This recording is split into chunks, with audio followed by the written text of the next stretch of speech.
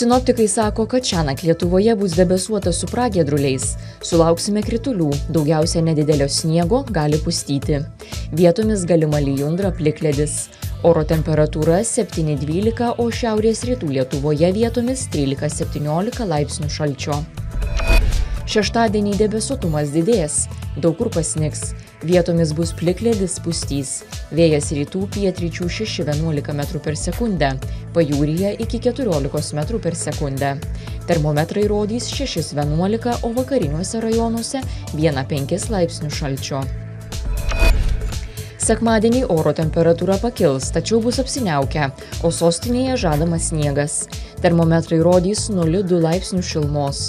Vyraus pietų vėjas 2–7 m/s. Naujos savaitės pradžia bus apniukusi, vietomis palis 0–2 laipsniai šilumos. Nuo antradienio oro temperatūra vėl nukris iki minuso, -3–6 laipsniai. Panašūs orai laikysis iki antros savaitės pusės.